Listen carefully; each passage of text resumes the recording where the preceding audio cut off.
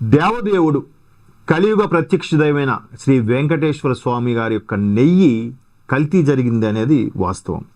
అది సుమారుగా ఒక సంవత్సరం పాటు 8 నెలల పాటు 9 నెలల పాటు వైరల్ అవుతూనే ఉంది.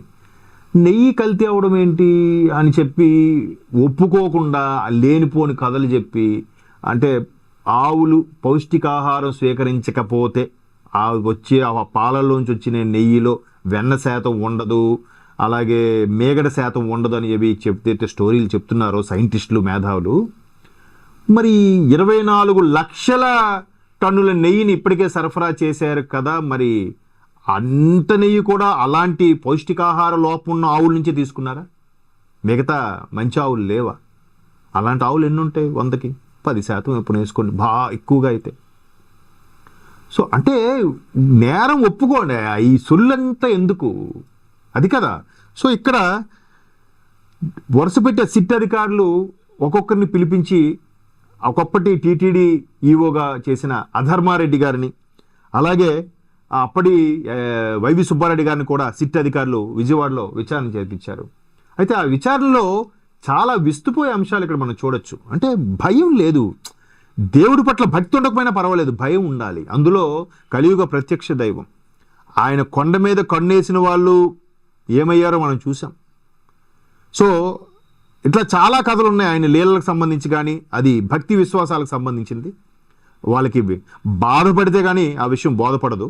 బట్ ఇక్కడ కల్తీ నెయ్యి సరఫరా చేస్తున్నారని తెలిసినా నివేదిక తొక్కిపెట్టారు అప్పుడున్న పాలక మండలి కానీ, అప్పుడున్న అధికారులు అనాలో దుర్మార్గులు అనాలో పక్కన పెడితే, సంబంధిత డైరీల ప్రతినిధులతో కలిసి నేరపూరిత కుట్ర.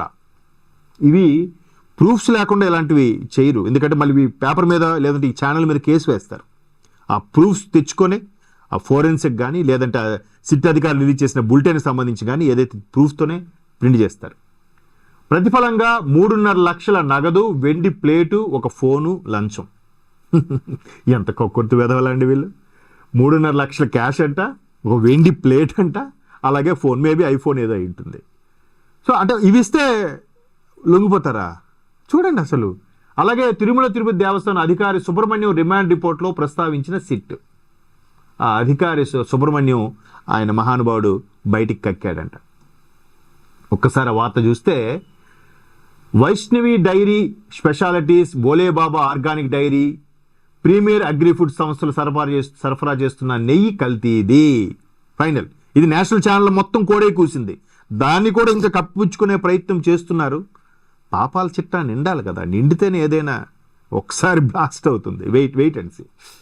సో అందులో వెజిటబుల్ ఆయిల్స్ కలిసాయి, అందుకే బీటా సిటోస్టెరోల్ పాజిటివ్ వచ్చింది అంటూ మైసూర్లోని CFTRI ఇచ్చిన నివేదికను తిరుమల తిరుపతి దేవస్థానం ప్రొక్యూర్మెంట్ విభాగం నాటి జనరల్ మేనేజర్ సుబ్రహ్మణ్యం, ఎక్యూజ్డ్ 29 అంట, ఆయన ఎక్యూజ్డ్ లిస్ట్లో 29గా ఉన్నాడు, జనరల్ మేనేజర్. పైగా అంటే స్వామివారి హుండీలో వచ్చిన జీతంను తీసుకున్న ఒక జనరల్ మేనేజర్ స్థాయి వ్యక్తి 3.5 లక్షల నగదు, ఒక ఫోను, ఒక వెండి ప్లేటు. నీకెంత జీతం ఉంటుందా? స్వామివారి అనుగ్రహము అవి ఎలా ఉంటాయి నీకు? సరే, సుప్రీంకోర్టు ఏర్పాటు చేసిన సిట్ తేల్చింది. అది కూడా రాష్ట్రం ఏదో ఫేవర్గా ఒకరికే చేస్తుంది అనడానికి లేదు. దీన్ని కూడా నోటుకు వచ్చినట్టు విమర్శలు చేస్తున్నారు. అంటే ఫోన్ ఉన్నట్టు ప్రతి ఒక్కడు వాళ్ళ యూట్యూబ్ ఛానల్ పెట్టేయడమేగా, ప్రతి ఒక్కడు జర్నలిస్ట్ అయిపోతున్నాడుగా. సో ఇక్కడ సుప్రీంకోర్టు సిట్ ఏదైతే నియమించిందో, అంటే అది అందులో డ్రగ్స్ సంబంధించిన అధికారి ఒకడు, ఇన్వెస్టిగేషన్ సంబంధించిన అధికారి ఒకడు, ఇట్లాంటి విషయాల్లో కూలంకషంగా న్యాయపరమైన ఐడియా ఉన్న ఒక 2 అధికారులు, మొత్తం 5 కలిపిన అధికారిని సుప్రీంకోర్టు నియమించింది.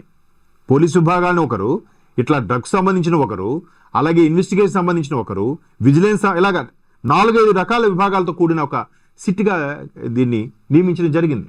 అయితే ఆయా సంస్థలు కల్తీనే సరఫరా చేస్తున్నట్లు 2020 ఆగస్టులో నివేదిక అందినా చర్యలు తీసుకోవాల్సింది పోయి అక్టోబర్ వరకు కూడా నెయ్యి సరఫరా చేసేలా బోలేబాబా డైరీకి మరిన్ని ఆర్డర్లు ఇచ్చారని వెల్లడించింది. ఎంత ధైర్యం ఉండాలండి దేవదేవుడికి సంబంధించి.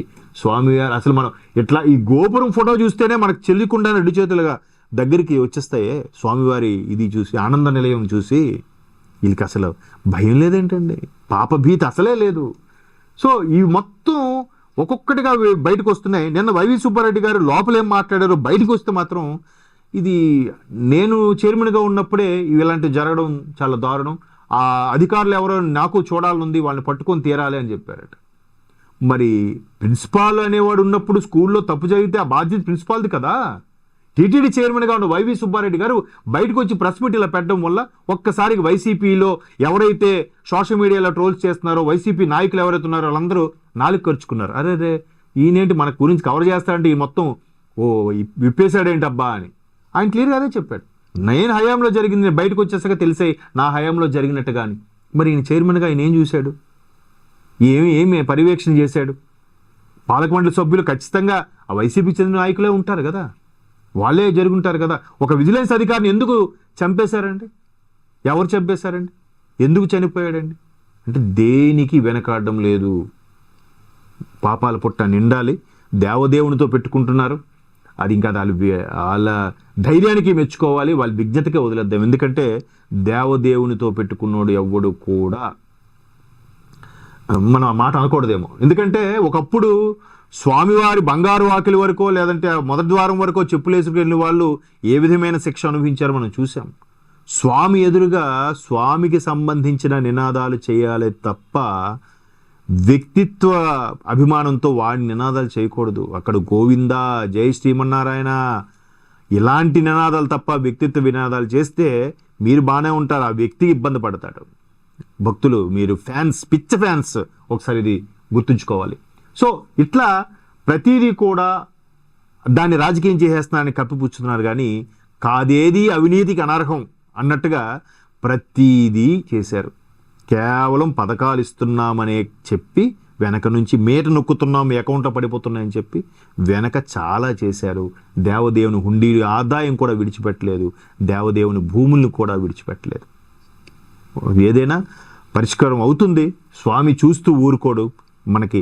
అంటే ఒక విశ్వాసంతో చెప్తున్నాను, లెట్ వి సీ ఏం జరుగుతుంది అనేది.